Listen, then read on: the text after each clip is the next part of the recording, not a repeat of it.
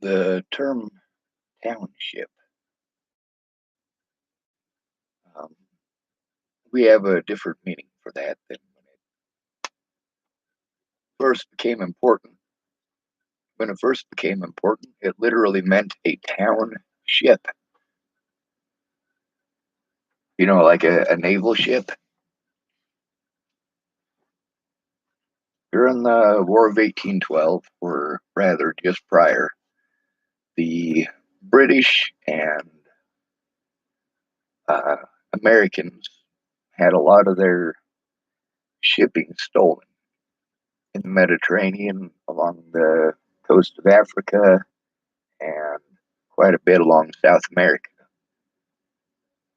Yes, we were trading with South America.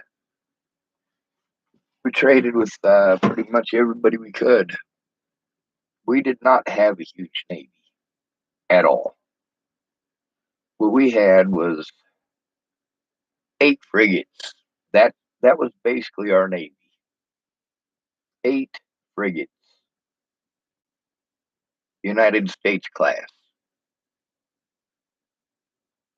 including the USS Constitution. But we didn't have townships. What a township was in Great Britain, a town would actually basically provide their own ship. The town itself would provide the ship. They would provide the sailors to man the ship, and these pirates who were raiding these towns in North America and in Great Britain, like there was literally entire towns in Scotland that disappeared. So I mean, this isn't a small footnote in pirate history. This is a major thing. Now, a township was um, just like any other naval ship. A lot of times there were ships that were getting down to the end of their life, and they would be basically given to a town. There were also major ports. They would, of course, provide their own ships as well, or their own warship. Um, During the War of 1812, the British had over 100 ships of the line and between 200 and 300 frigates at any point in time on the water. Now, what does that mean? That means that our 8 fucking frigates shouldn't have meant shit. Fortunately for us, we had an admiral by the name of Nelson, who was British, and he was busy chasing around Napoleon Bonaparte's fleet, and that made it so that the War of 1812 was, well, relatively easy for us, despite the fact we got our asses kicked a lot. Um, our original intent in starting that war, our main goal, was actually to take over Canada. We thought we were liberating Canada. The Canadians thought otherwise.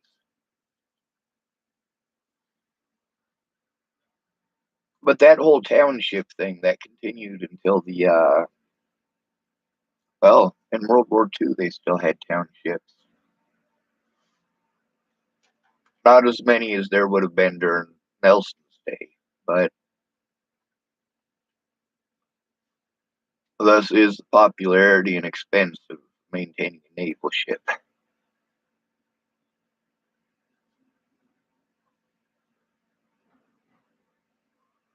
When you think of it in terms of a township and not a taxation, when you think to yourself, we're maintaining the ships. We have forests around our land. The ship starts to deteriorate. We go harvest some wood and we fix it. You might say, hey, we need 10 volunteers for felling trees this year because we're going to need to maintain next year. And the town would maintain a lumber yard. And that lumber yard, well, we know what they're used for today. It's where you go to buy the stuff for your houses you didn't used to. And I don't know if they kept and maintained those things over in Great Britain, after wooden ships were obsolete. I don't know if they maintained themselves as lumber yards, but we in the United States do continue that tradition. That's what a lumber yard's for. It's for shipbuilding.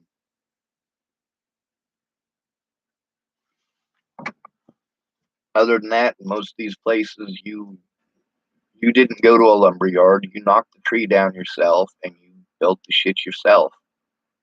Most people today talk about being a man and taking care of yourself. And I tell you what, we're a power outage away from most of America being completely fucking clueless. And one thing about a township is that you knew who was in town. You knew everybody in town. The captain was from in town. The powder monkeys were from in town. What is a powder monkey, you might ask? A powder monkey is a little kid on board a naval vessel whose job is to go all the way to the bottom of the ship, grab some bags with some explosive powder in them, crawl all the way back up to whatever level they have to drop their powder off at, and then they go back down and get more powder. these were these were kids as young as 6 years old, but the British Navy did not well document anybody who was under about 13. Usually by the time you were 13, you were too big to be a powder monkey, and you were on your way to being a full-time naval seaman. The Corsairs, that was the type of pirates. They were named after their ships. The Corsair and the Corvair. Um, those are two cars or two car names we've had in the United States. The Corvette, as well as a name of a ship type. The pirates, matter of fact, if you guys look into it, you'll realize that those pirates were effective enough that even though our frigates were fucking badass and they tore the shit out of the British. I mean, let's consider this. The French had never won 3 frigate engagements in a row. Never. And they had a huge navy too. The United States in the War of 1812 won 3 straight naval frigate engagements. 2 of them by the USS Constitution.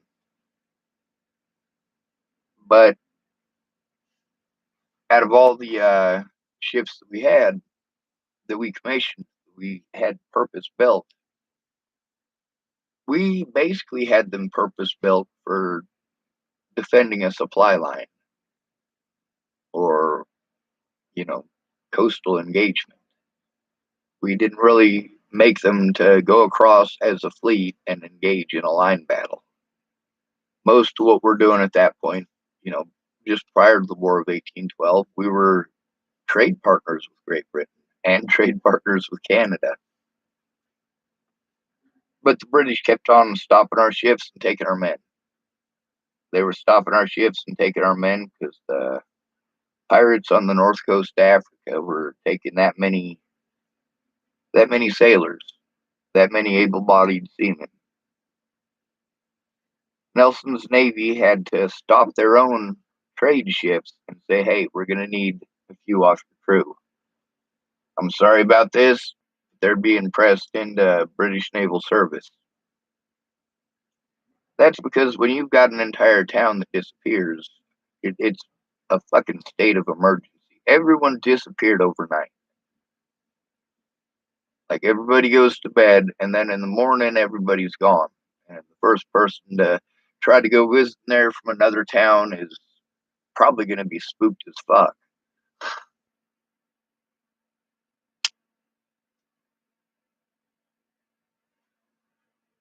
It'd be kind of like if I drove from here to Lodgepole, and when I got to Lodgepole, there was nobody there. Everybody was gone. We're not talking about just the men, we're also talking the women and the children. These pirates, they meant business. By business, I mean money. Just like Queen Elizabeth and Sir Francis Drake when they started the slave trade in the United States with African slaves.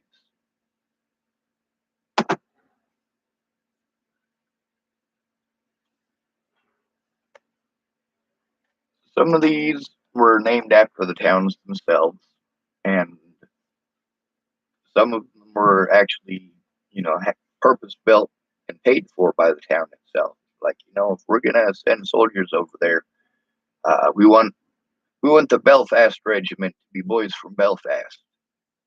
That's a lot of the infantry stuff that we had along World War One in the trenches. A lot of those regiments were, from different towns. If you listen to a lot of the regimental names um, during the Napoleonic Wars and prior, they had the names of British, or United Kingdom towns or British Empire towns, whatever you want to go by. I mean, me as an American, I'm kind of confused by the whole "what do we call you guys?" But at the same time, here we call it the U.S., the United States. Obviously, U.S. is short for United States, and we also call it America. And of course, the full title is the United States of America. And damn, that is a pompous fucking mouthful, ain't it? Where are you from? The United States of America.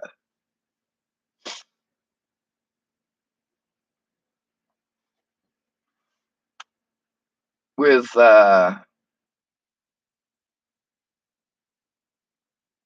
let's say the Essex.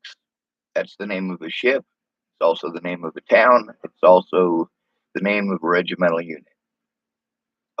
When some of y'all, I think the guy's name is Sean Penn. I'm not sure.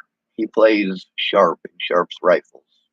Um, I guess it's a whole series. It covers from the beginning of his career as a British enlisted man, actually, who is risen in the ranks for deeds of heroism and whatnot. And it starts off in India and it ends in India for the most part. But the regiment he was with was the South Essex. Apparently, that's a bigger town because there's enough for there likely to be a North Essex at least. And I don't know that for sure. I haven't looked into that um, in that particular case, but there's so much of that in British history that we don't have so much in ours. We did try to send people from the same area if they were a family or whatever, but I mean, if you were in the American military, you weren't. You could be from North Platte, Nebraska, and your squad mates would be from Houston, Texas, and Billings, Montana, and probably some small town out in Iowa you just never heard of. I mean, you're getting people from all over the place. You're not seeing the kid that you grew up next door to getting blasted in the head. You know, you're not writing a letter home to the girl you have a crush on across the street about, yeah, yeah, I'm sorry, I was there when your brother died. The British did a lot of that in World War One, and quite a bit of it in World War Two. By World War Two, it was starting to be a little bit more of a separation, just because of the. These are people you grew up with since they were little kids, and you're seeing their mangled corpses. It's a lot more psychological bullshit, and then there's also the fact that you might join a regiment with your six brothers, and all seven you end up dead in one battle. Then your family doesn't have any lineage to carry your family name on with, and Europe, your family name, especially in Britain, is, well, it's as important as your family name in a shithole town like Chapel, Nebraska. It's pretty fucking important. If you're shamed by everybody pretty well. Some people might still talk to you, but you know they're getting shunned for it. In a small town like this, everybody's got nothing better to do than talk shit about everybody. People don't necessarily get to know their neighbors. They get a friend or two that they met at the bar and they hang out at the bar with them. Or you're somebody who grew up here and you have friends already. They never left, just like you never did. So, if you're the only three kids in your class that grew up together that never moved out, yeah, you guys are gonna probably hang out a lot more, even in your old age. A lot of the guys that go and have coffee in the morning over at the Hamptons gas station here, they're from all sorts of different eras. You go in and you go, they're all old men, but you're looking at 40 years difference between one gray-haired old man sitting in there and another. We got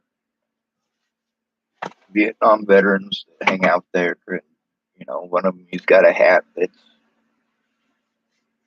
it's an aircraft carrier hat or the Kitty Hawk. I don't know the man's name, never bothered to ask. Most of the guys in there I never bothered to ask. Um, Here in town, I used to think they jokingly called those guys the Chapel Mafia, but it's not really a joke. Those guys pretty well do run everything. When you're a big farm owner, you got a lot more say so, and when you're a little farm owner, you don't. Most of the farms in this area, like anywhere else in the United States, aren't family owned. They're corporate. Um, some of these families made deals when their family first sold the property for them to share crop. They get to keep the house and they tend the land for the corporation that owns it, and that way they don't end up homeless. A lot of the other farmers around here, they get uh, government subsidies, just like when you go up to South Dakota or whatever. There's government food subsidies that you give to Native Americans, or you give to some of these food banks or whatever. Like, that's one type of subsidy, and we tend to complain about feeding people that way. But then the American taxpayers, are paying for these government subsidies that are given to farmers. A lot of these um, market controls where farmers are asked not to produce as much, or um, and that probably sounds completely crazy, especially given there are places in the world where people are starving to death, including here in the United States.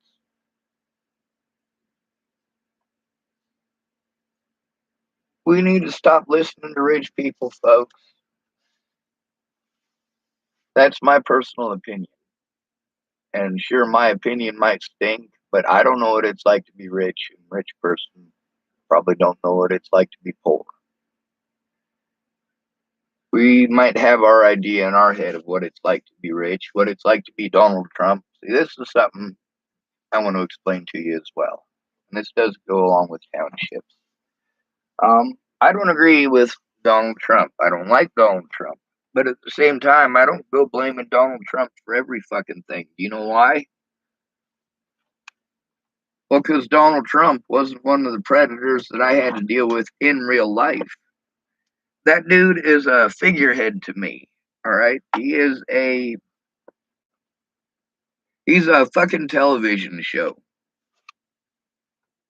He's like watching the Kardashians or the Osbournes or Ed, and Eddie.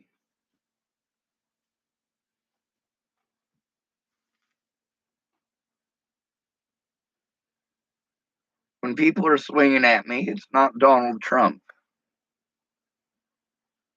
When people are threatening to kill me, it's not Donald Trump.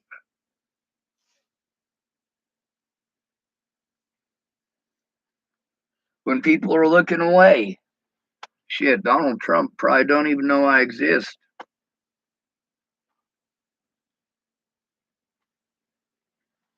Donald Trump may have stabbed America in the back, depending on how you look at it, I suppose. But he didn't stab me in the back. That was all people I know in real life. Well, actually, that's not true either. After Natalie died, there was a lot of internet wingnuts that I never met that were playing all sorts of head games. Some of them were legit trying to help. Some of them just didn't know how to fucking listen. Some of them couldn't get past their own assumptions. Actually, all of them couldn't get past their own assumptions. A lot of people, as soon as I start trying to explain to them the roadblocks that I have to go through, they start making excuses immediately. Or they start telling me about somebody else who did just fine, and because that person did just fine, I should do just fine. I'm like, hold on a second here. We're talking about two completely different scenarios. I've been living in hell for the last 4 years. When people are like, oh, well, all homeless, all homeless. I'm like, fuck you, no. I've been homeless. I know the difference between being treated like a homeless person and holy fucking shit, what the hell is this?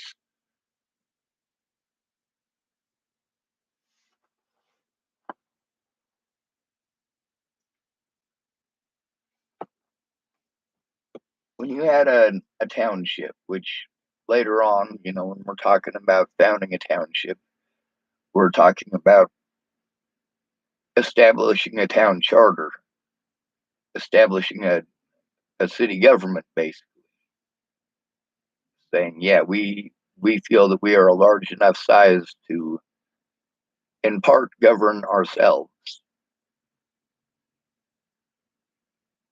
And that's a good idea, as long as you guys know your neighbors, as long as you are working together. When you're too afraid to go meet your neighbor, things are screwed up. Here, everybody's got a distrust of everybody. We don't grow up with that long history that Great Britain does, France.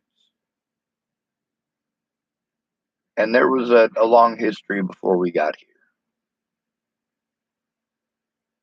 There was a long history before there were humans here. It just wasn't written down. Now, us as a country, we're less than 300 years old.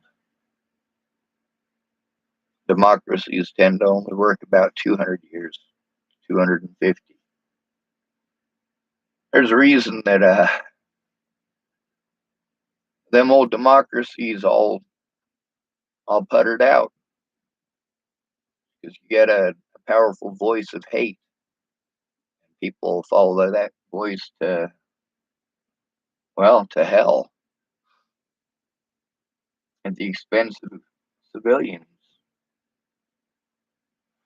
A lot of the issue that the Corsairs had, a lot of their slave trade and stuff, like, we'd have to ask them, wouldn't we? We didn't write down their side or why they were doing it, why they took entire towns full of people. But that issue right there created a power vacuum where all of a sudden you need people on Navy ships, especially a big Navy like Lord Nelson's. You need a lot of people to feed that, especially when you've got losses. At the Battle of Trafalgar, I mean, you think, well, we won, we won, we won. All right. Well, you did technically win, but there was still the destruction of a lot of the stuff on board those ships. And then there's the people who were on board those ships who died or who were injured or mangled or whatever, and they weren't treated very well. And the British had the best naval hospitals in the world. I don't think we had one at the time. Would we make a naval hospital for 6 frigates? But that's also an unfair way to say that because most American merchant vessels were armed. An American merchant vessel wouldn't have, you know, 3 feet worth of, walls, but they're not planning on getting into a long term engagement. They've got cargo. If you're being pursued by a naval vessel, you're probably faster than they are, and it's not going to be a problem. If need be, you can dump some cargo, pick up some speed. It's not going to be a problem. But the pirates fought differently. They fought on, well, they used a lot more boarding tactics. They were more into boarding than the British were. The less damage they did to the ship, the easier it was to fix it, and the quicker the turnaround was. We think of pirates today, we think of a Somali and a rowboat, basically. I mean, that's what we're seeing by comparison with what these Somalis are taking over or trying to take over. We're talking about big, huge oil tankers or cruise ships and stuff like that. Now, I do like the idea of townships just because it gives you and your family and everybody else in the town an opportunity to come together for something that your ancestors all have done for hundreds of years, actually, literally thousands. Um, I have to point out that the British did have a navy before they were ever British. There were naval vessels when Julius Caesar decided that he was going to try to take over Great Britain. So a lot of those ships, I'm not sure if you guys watch Time Team at all. There was a ship that was found that is from the Bronze Age, and it's huge, it's massive, and it likely was used for carrying tin. It was put together in a similar fashion to the Khufu ship, which is probably a couple thousand years older, maybe 1,000 years older. But I mean, this is a big vessel. It's made for going across the English Channel. It's made for trading goods. Cornwall is famous for what? Tin. Tin. There is tin that's several thousand years old over in China inside of bronze because the Chinese were really extensively into bronze casting. Even their tin, a lot of it came from Cornwall. Pretty interesting to know. Now, you at that time, your village would have been pretty much everybody you're related to. So, you're building a ship together as a family. You're not building part of it at your village and then going 400 miles away to your sister village and saying, "All right, did you build the other half of it?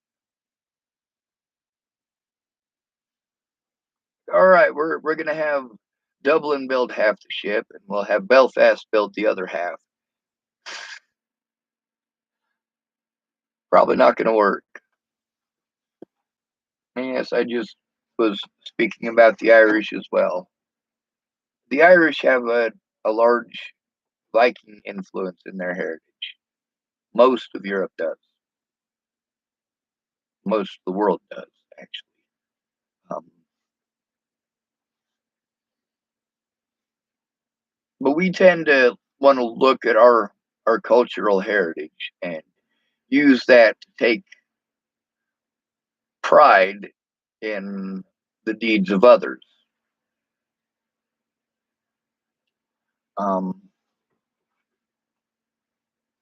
for example,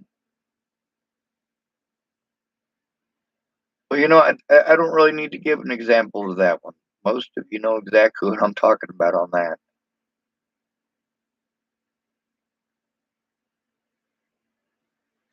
I suppose on that note, I'm going to shut this off. I was planning on making a 5-minute video. There's a lot of stuff that we depend heavily on heavy industry for that we just simply don't need. When it comes to what we need as a people, as far as what our government should be taking tax money for, we've got a really screwed up system. We need to have a lot more of, well, a lot more of the stuff that comes from a local area going back to that local area. If Chapel, Nebraska is producing this much wheat, this much corn, this much millet, this much whatever, Dual County, that commerce does need to come back to Dual County. If we're shipping it all to cities and we're expecting all of these lawmakers, not lawn makers, lawmakers to make laws that are going to help out people out in the middle of nowhere. You guys are thinking all these rich farmers, and there are a lot of rich farmers, but there's also a lot of farmers that aren't farmers at all. They're corporations. They don't do anything. They don't till the land. They don't do nothing but send a general land manager out there a couple times a year to make sure that whoever's actually doing the work is doing it according to the co-op specifications.